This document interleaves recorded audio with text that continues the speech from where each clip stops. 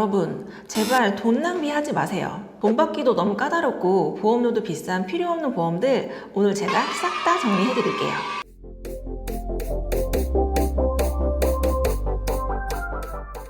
안녕하세요. 안심보험 이슬비입니다. 여러분, 각자 매달 보험료로 얼마씩 내고 계신가요?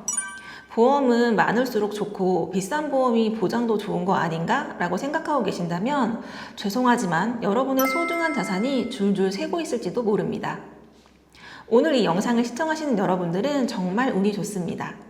제가 새어나가고 있는 큰돈을 아낄 수 있는 방법을 오늘 알려드릴 거거든요.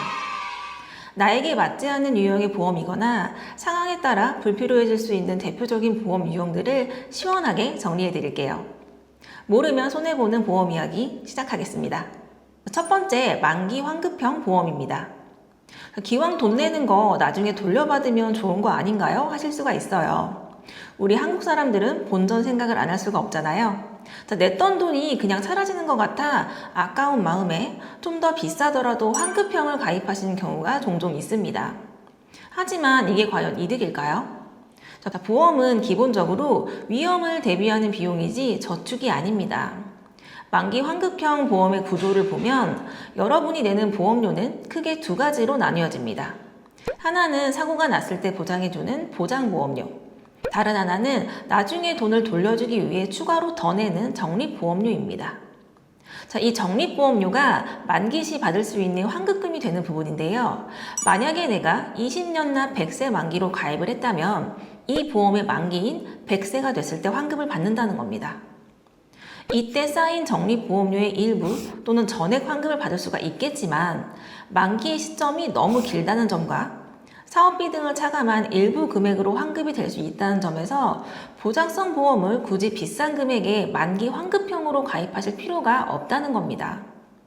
보험료는 저축이 아닌 위험을 대비하는 비용이므로 소멸성으로 생각하시고 보장에 필요한 최소한의 비용만 내는 효율적인 지출을 하시길 바라겠습니다. 두 번째는 입원비 특약입니다. 입원하면 하루에 3만원, 5만원씩 주는 특약이 있죠. 대부분 불안한 마음에 나이가 들고 혹시 큰 병이라도 걸리면 병원에 내가 몇 달씩 누워있을 수도 있는데 그때 하루 일당이라도 나오면 좋지 않을까 하고 생각하실 수가 있어요. 제가 안심보험이잖아요. 이런 막연한 불안감은 덜고 팩트를 체크해 볼게요. 2024년 기준 우리나라 국민 1인당 연간 평균 입원 일수는 평균 2.6일 내외로 생각보다 길지가 않습니다.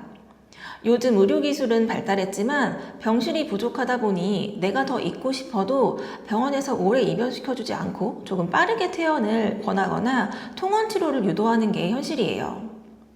그런데 이 입원비 특약 생각보다 보험료가 꽤 비쌉니다. 그리고 우리에겐 입원 치료 시 병원비의 상당 부분을 돌려받을 수 있는 실손 의료보험을 가지고 있는 경우가 많기 때문에 굳이 가성비가 낮은 입원비 특약에 비용을 많이 들일 필요가 없다는 거죠. 세 번째는 치매보험입니다. 나중에 혹시 부모님이 치매에 걸리면 어떡하지? 간병비라도 하려면 치매보험 하나 정도는 있어야 하지 않을까 하실 수가 있죠. 자녀로서 당연한 걱정이고 대비는 분명히 필요합니다. 하지만 치매보험이라는 상품 그 자체만을 고려하기보다는 그보다 보장 범위는 넓으면서 혜택을 받는 것도 비교적 수월한 대안을 함께 검토해 보시길 권해드려요. 바로 재가급여 보험과 요즘 많은 관심을 받고 있는 치매 치료비 관련 보험입니다. 기존에 많이들 가입하신 치매보험은 약관을 살펴보면 중증 치매라는 글자가 보이는 경우가 많아요. 중증 치매는 가족을 못 알아볼 정도의 매우 심각한 단계의 진단을 받아야 보험금이 지급되는 경우가 많습니다. 초기 치매나 경증일 때에는 혜택이 상대적으로 적을 수가 있습니다. 반면에 재가급여 보험은 조건이 비교적 단순합니다. 나라에서 정해준 노인 장기 요양 등급을 받으면 보장이 개시가 되는데요. 여기서 핵심은 꼭 치매가 아니더라도 뇌혈관 질환이나 골절 등의 사고로 인해 거동이 불편해져서 등급에 속하기만 해도 보장을 받을 수가 있다는 점입니다. 치매만 보장해주는 특정 보험보다는 치매를 포함해서 많은 노인성 질환으로 인한 장기 요양 등급을 받게 되는 상황까지 모두 커버해주는 넓은 보장 범위의 보험 중 어떤 걸 준비해야 할지는 잘 아시겠죠? 또한 요즘에는 비교적 저렴한 보험료로 레캔비와 같은 치매 표적 치료비까지도 준비할 수가 있으니 상황에 따라 적절한 선택을 하실 줄 아셔야 합니다. 네 번째는 비싸게 가입한 운전자 보험입니다. 상담을 하다 보면 운전자 보험을 매달 3만원, 5만원 또는 8만원을 넘게 내시는 분들을 간혹 볼 수가 있어요. 차 사고가 나면 골치가 아프니까 좀 든든하게 들어야겠다고 생각을 하셨다고 하시는데 제가 지금 딱 말씀을 드릴게요. 운전자 보험의 핵심은 딱 세 가지입니다.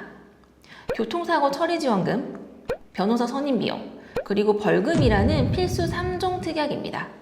놀랍게도 이 필수 특약들의 보장 한도는 만원짜리 보험이나 5만원짜리 보험이나 비슷비슷한 경우가 많아요. 그런데 왜 나는 비싸게 가입했을까요?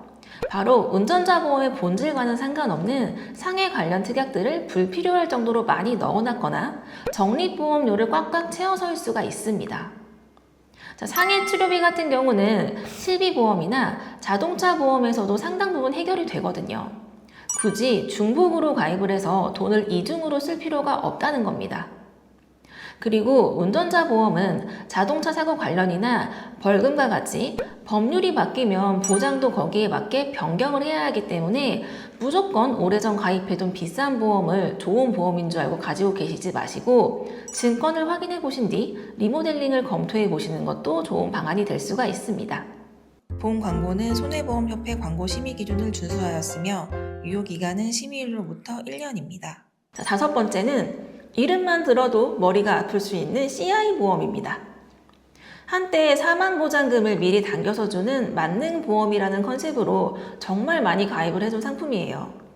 치료비가 필요할 때 목돈이 나오고 나중에 사망을 하면 남은 돈도 지급이 된다고 하니 이 보험의 진짜 내용을 모르고 좋아 보였을 거예요. 이런 마음으로 일반 사망보장보험보다 비싼 돈을 내가면서 유지를 해온 시간이 있으니까 이 보험을 정리하기도 굉장히 어려워하시는 경우가 많습니다.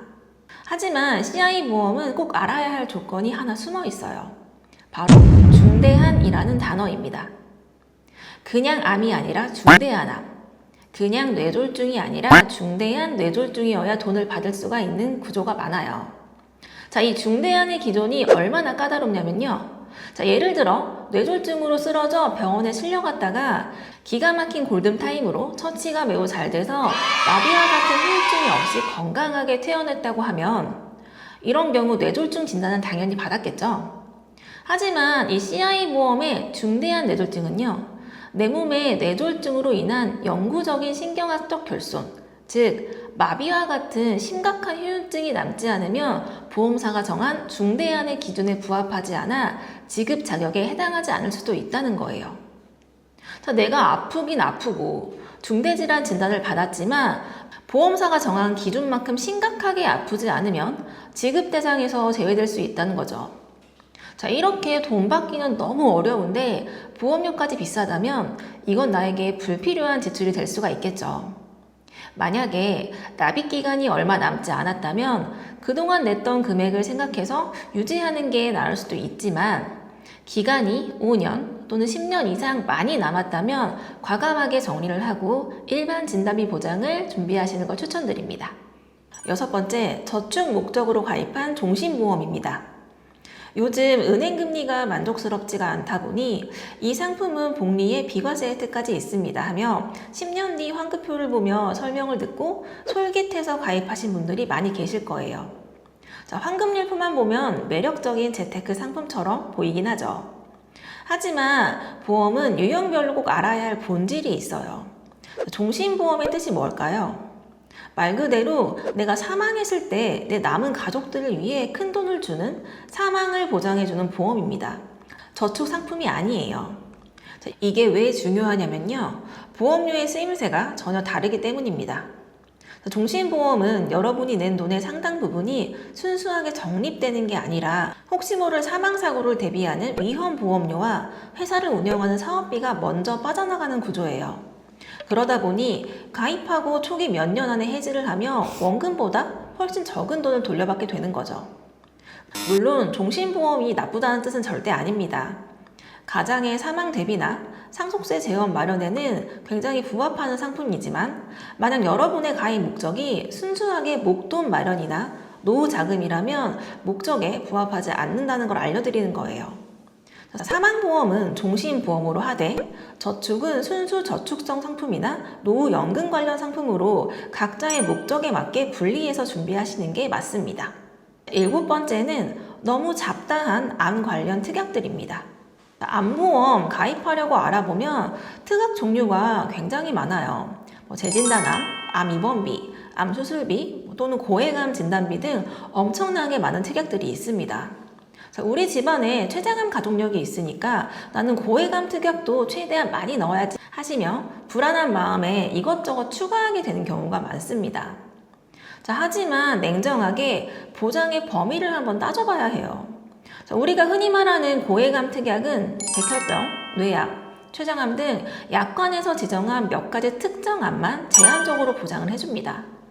만약 고해감 특약만 잔뜩 준비를 했는데 정작 발병률이 상대적으로 높은 위암이나 대장암, 유방암 등에 걸린다면 해당 특약에서는 진단비를 받지 못하는 경우가 생기겠죠. 그래서 암 진단비를 준비한다고 하면 저는 이런 제한적이고 복잡한 특약들을 넣을 돈으로 차라리 모든 암을 포괄하는 일반암 진단비의 크기를 좀 더 키우는 방법을 권해드립니다. 일반암이라는 개념은 위암, 대장암은 물론 여러분이 걱정하는 췌장암과도 같은 고해감도 모두 포함하는 가장 넓은 개념이거든요.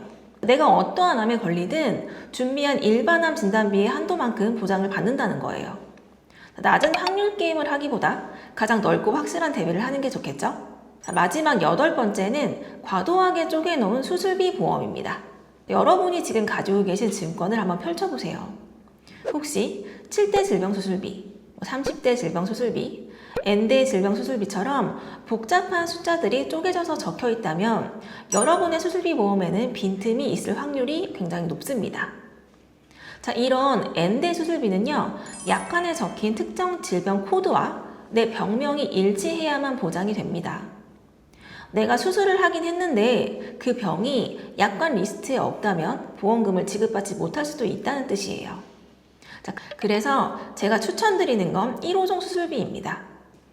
종수술비는 질병의 이름이 아니라 수술의 방식과 난이도에 따라 단계별 보장을 해줘요. 간단한 수술부터 큰 수술까지, 심지어 앞으로 나올 새로운 의료 기술까지도 포괄적으로 커버가 가능하다는 장점이 있습니다. 수술비는 이것저것 복잡하게 쪼개서 넣지 마시고 보장 범위가 넓은 1호종 수술비 하나로 깔끔하게 준비하셔도 전혀 문제가 되지가 않습니다. 만약 경제적 사정이 좋지 않아서 수술비 특약을 과감히 빼고 실비와 진단비만 챙기셔도 되지만 여유가 조금이라도 되신다면 실비의 자기부담금을 메꿔주고 수술을 할 때마다 반복 지급이 되는 1호종 수술비 정도는 함께 가져가시는 걸 고려해 보시길 바랍니다. 오늘 시간 유익하셨나요? 보험은 미래의 불안을 줄여주는 정말 좋은 제도지만 불안하다는 이유로 내 상황과 맞지 않게 너무 과한 준비를 하고 있지 않은지 꼭 한번 점검받을 필요가 있습니다. 보험료는 가계의 고정적인 소비 지출입니다. 불필요한 지출은 과감하게 줄이고 꼭 필요한 내용만 챙겨가는 똑똑한 소비를 하시길 바랍니다. 안심보험에서 제대로 한번 점검 받아보고 싶다는 생각이 드신 분들은 주저하지 마시고 아래 댓글이나 카카오톡으로 문의해 주시면 제가 여러분들의 상황에 딱 맞는 가장 유리한 답을 찾아드리겠습니다. 구독과 좋아요, 알람 설정은 큰 힘이 됩니다. 불안을 안심으로 바꾸는 시간, 안심보험 이슬비 팀장이었습니다. 여러분 오늘도 안심하세요. 본 광고는 손해보험협회 광고 심의 기준을 준수하였으며 유효기간은 심의일로부터 1년입니다.